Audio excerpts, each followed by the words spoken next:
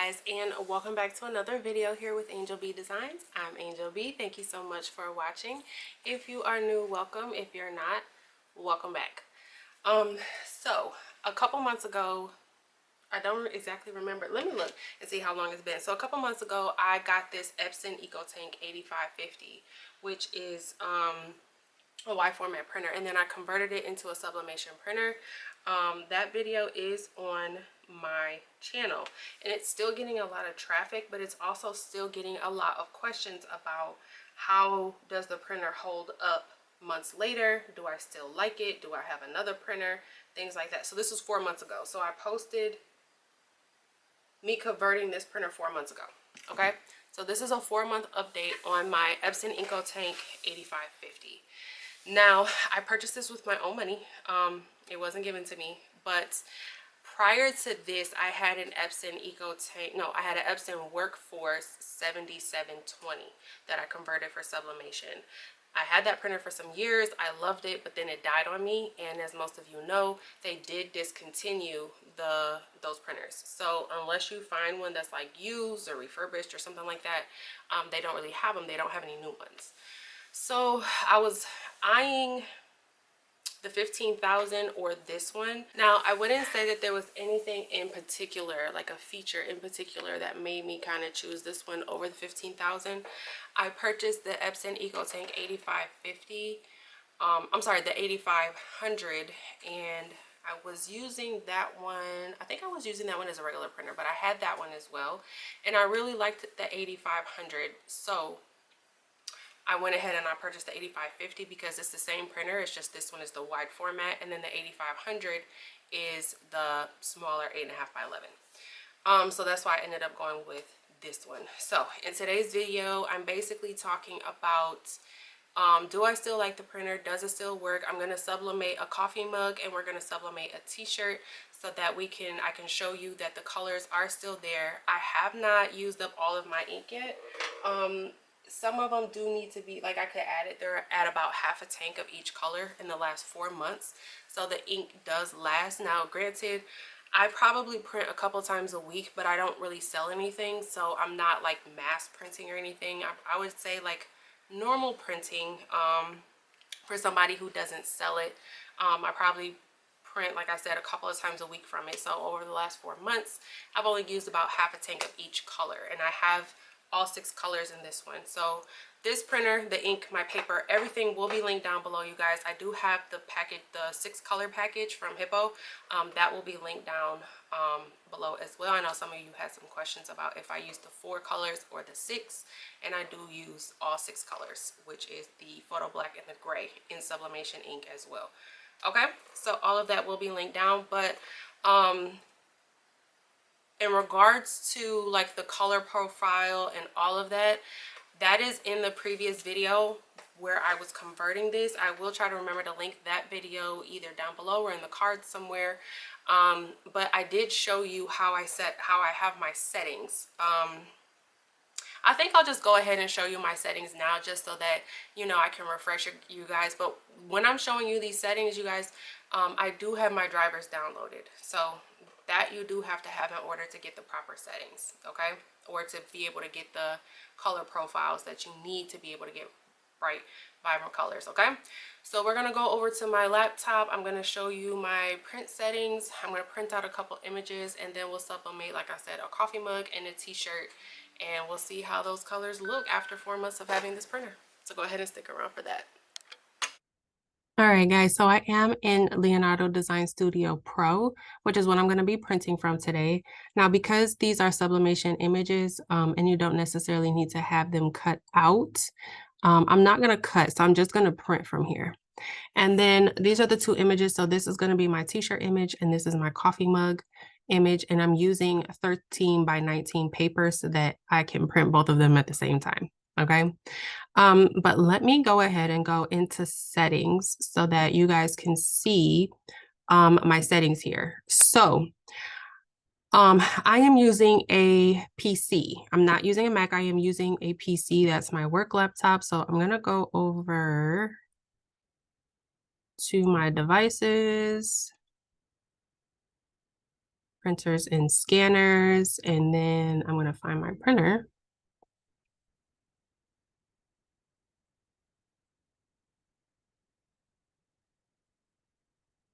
I think this one is it. Yeah, this is it. So I renamed it and I wasn't seeing it, but this one's it. So I'm gonna go to my printing preferences. Now, as long as you have your drivers downloaded, this is what it's going to look like. I am using, so I do borderless. This is not the right printer, but that's okay. I'm just going to show you here just for the sake of this video. Okay, but this isn't the right one. But anyway, so my document size, I always keep it on 11 by 17 because most of the time that's what I'm printing from is 11 by 17. I keep borderless checked, and then I print on plain paper, bright white paper. My color is on color, and then my quality is always on best. Okay. And then you can also here, you can have it set to always mirror your image, so you don't have to worry about mirroring it yourself. It'll automatically print from your printer mirrored if you have this checked. And then here you can also do your power head cleans and your print head cleans, your power cleanings, all of those things. And this is as long as you have your drivers downloaded. But these are the settings that I have. You guys, this is all that I do. I know there are some people who kind of get into like the files, the color profiles and things like that. But for me, I don't. I've never felt the need to have to do it because my colors do come out pretty vibrant without needing it. Now, if I ever come across a problem where my colors are dull or they're not printing right or whatever the case may be, then I'll definitely explore that. But as of right now, this is all I do. I make sure I have my drivers installed and just go from there. Okay, so now that I have both of my images here, I'm just going to go over to Design. This is if you're not familiar with Leonardo Design Studio. And then if I were going to cut this, I would load it with my blade down here where this little arrow is, but I'm not going to be cutting it. So I'm going to go ahead and get this printed out, and then we're going to go ahead and press both of our blanks here so that we can see the colors and see exactly how they are performing 4 months later. All right, guys, so I have my images printed out. Okay, and I just dropped my tape. For my my sublimation mug, I'm going to be using the Cricut mug press. I use it when I have like just a couple of mugs to do, one here or there or whatever the case may be. But I do really love it.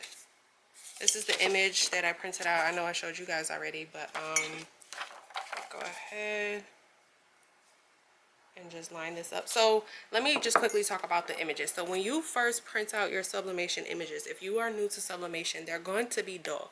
So if you look at this print, it's not like completely vibrant. The thing about sublimation ink is that it takes heat to be activated. Okay, it has to be activated with heat. So when it starts to get bright and vibrant and the colors are popping and all these things, that's after you apply the heat. So when you first print it out, I get a lot of DMs and questions and comments about when I print it out, it's dull. It's going to be dull. Okay, it's going to be dull. And the thing about sublimation is that you have to practice. You have to practice. You have to press it to see, like, you're not going to know your true colors until after you press it. Okay, and I understand that as a beginner you're scared to waste a lot of material. Trust me, I've been there. When I first started doing tumblers, you guys, I wasted so many tumblers learning how to do tumblers. Okay, it's just a part of the game. And the cool thing is you can write them off as expenses. Okay, so but you have to practice. You have to. Okay, so here is my coffee mug taped up, and then this is the Cricut mug press. Now the Cricut mug press has 5 dots that come at the top. There's no timer on here, like a countdown timer or anything.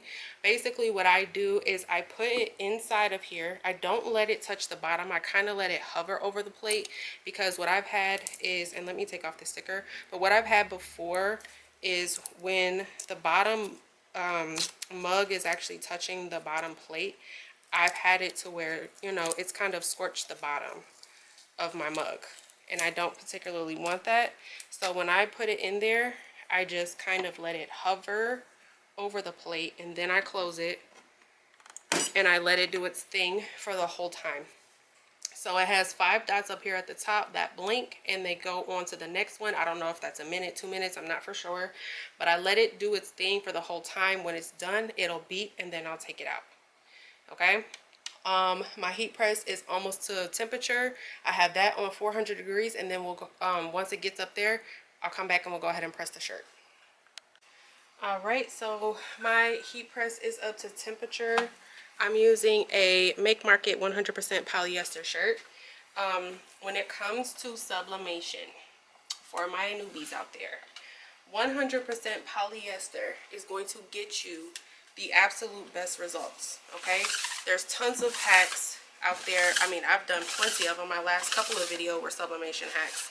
There's so many hacks out there, but if you want true sublimation, true 100% sublimation with the best results, you're gonna have to use a 100% polyester white substrate, okay, or a 100% sublimation ready substrate. So the coffee mug I'm using is a sublimation ready white coffee mug. That's going to get me the best results. This is a 100% polyester white shirt. This is going to give me the best results. That's going to be your true sublimation with no hacks or anything, just true sublimation. Okay. And you want to make sure you lint roll really good. We're using high temperatures, and typically with high temperatures, when you go to press, you get those little blue fibers. The lint turns into the blue fibers. Here's my image here. Once again, it is dull. That is normal, okay? The heat does not get activated until you press. I'm gonna put a couple pieces of tape because I do have an auto open, and what I have noticed with my auto open, if I don't tape it down, it shifts my image, and I tend to get ghosting, and I don't want that. A lot of people, what they'll do is they'll put butcher paper inside the shirt to protect it from bleeding on the back of the shirt. They'll put butcher paper on top to protect it from bleeding onto the plate. For me, I've been doing this for so long. I've been using this ink and this paper for so long. I pretty much know it, and I know for me it's not gonna bleed. Now, if you are a beginner and you're just trying out some new paper, definitely make sure you're using butcher paper until you're able to learn the product, so that you can decipher on whether you're going to get bleed or not.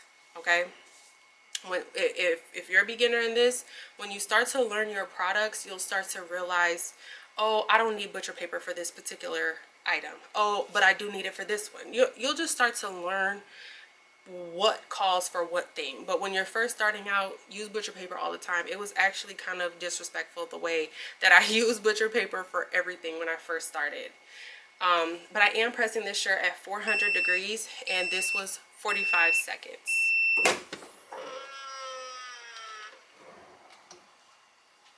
Okay, and then a clear sign that your sublimation took, for me, if you're using A-sub paper, is I can see the image like clearly through the paper, which is a good thing. So I just kind of wait a second, and then I go ahead and peel it off. You guys, oh my goodness.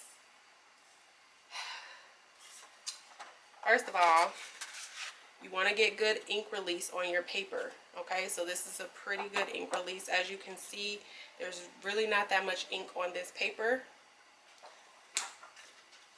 But let me go ahead and turn so you guys can see that my sublimation printer is absolutely still doing its thing. Okay, definitely don't regret my purchase. Like I said, I still use it multiple times a week. This heat press is hot. I'm about to turn it off. I still use it there's our coffee mugs. Let me grab my gloves and we'll go ahead and take those out.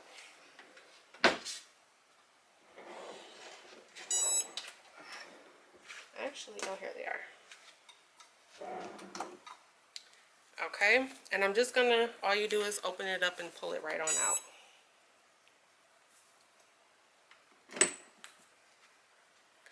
So here's the mug. As you can see, it's really smoky. Also got, probably could have took it out a minute later. It's a little charred right here on the edges, but that's okay. I'm not gonna place this on, you guys do not place these hot things on your cutting mat. They will bow. I hate that. I hate that. I've done it a bunch of times not paying attention and it drives me crazy. But let me go ahead and take this tape off so we can see. It's still really, really hot, so I'm trying to be careful. Oh, that looks amazing.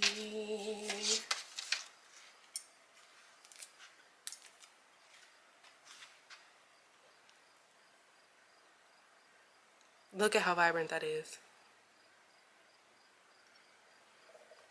So, sublimation update. Do I still love my printer? Absolutely. Do I still recommend this printer? Yes, if you are going the converted route. Now, of course, there are plenty of printers out there that you don't have to convert. And if you have, those typically tend to be a lot more expensive. If you have the funds to purchase a printer that you do not have to convert, yes, I 100% suggest going that route. But if you don't have the money to purchase one of those, the Epson 8550 is an absolute good purchase, okay? As long as you are printing a couple of times a week on a regular basis, doing your print head cleans, things like that, the printer will work for you, okay? Look at these colors. I still have absolutely amazing colors. Look at this.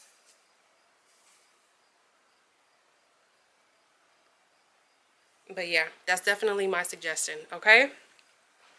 Hopefully I answered some questions for you guys in regards to the printer. If I missed something, definitely drop a comment down below. I'll try to either get the question answered or I will make a video on it. But yeah, that's all I have for this video, guys. Thank you so much for watching. Don't forget to like, share, subscribe, all that good stuff. Until next time. Bye, guys.